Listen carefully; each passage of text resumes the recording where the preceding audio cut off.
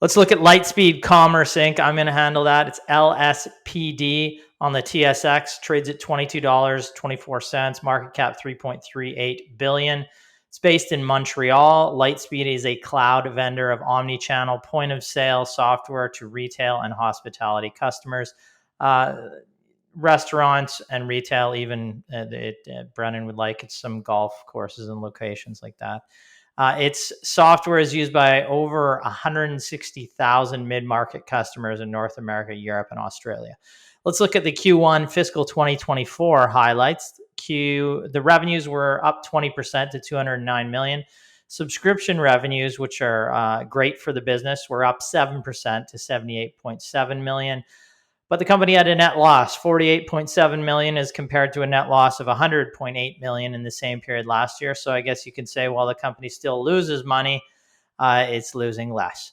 Adjusted EBITDA was a loss of $7 million versus an adjusted EBITDA loss of $15.6 million in the previous year. As at June 30th, 2023, Lightspeed has a great balance sheet. About $780 million in cash and cash equivalents with basically no debt. Valuations. The company trades at over 20 times EV to adjusted EBITDA. Its fiscal year 2025 estimates, its trailing price to sales is 3.25. There is no PE as the company loses money. We went over that. We do not expect accounting EPS to be positive for this fiscal year, which is fiscal 2024, or fiscal year 2025.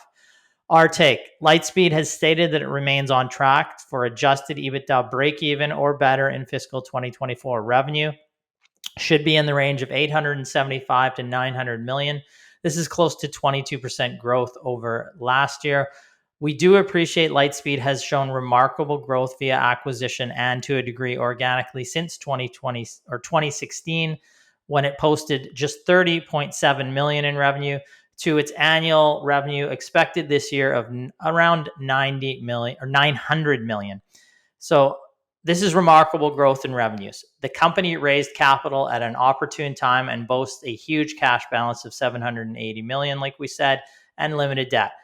We have answered questions on the podcast when the stock traded in the $140 range, $100 range, $80 range, $60, $40, and down to the $20 range today.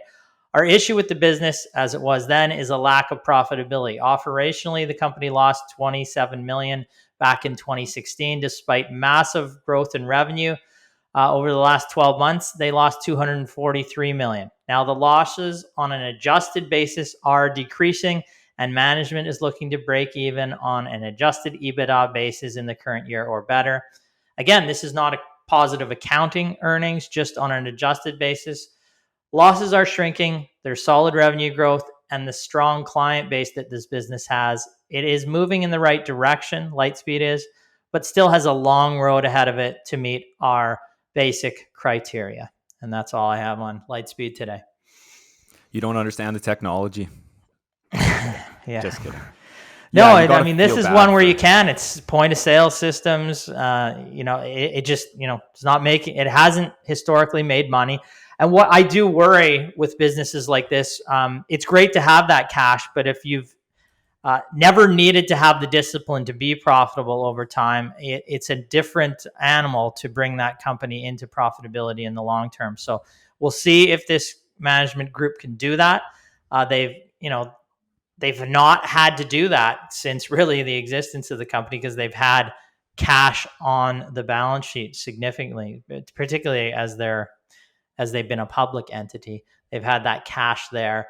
So they didn't have the discipline to every quarter make sure they had some cash going into the bank so they could pay the bills. They could pay that out of the money they raised in capital markets. So is this a company that can consistently produce profitability over the long term?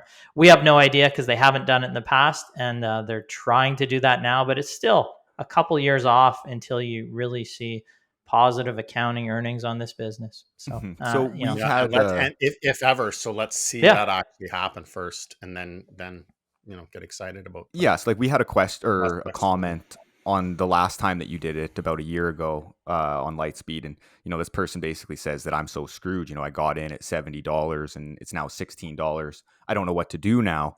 you know, and a individual commented on their post and said average in at a lower price. I mean, seeing the fundamentals right now where they are, and that we're 2 years, you know, possibly further out, you know, you guys would agree that averaging in at a lower price probably isn't the most prudent strategy to continue to accumulate. The strategy has to be, when you're making that initial investment, if it's a real investment that you're serious about, don't buy businesses that are cash flow negative and expect anything different than to lose your money over the long term.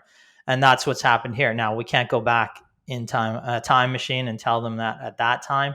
But, you know, it wouldn't be a recommendation of ours right now because it doesn't meet our initial criteria. But you don't get yourself into that situation with Lightspeed of buying at $70. You think, oh, it was at 140, it's at 70, it's down 50%, it must be on sale. Well, the underlying fundamentals then said, do not touch this stock. If you're looking at anything to do with cash flow, or a company that consistently can produce cash flow, it wasn't there.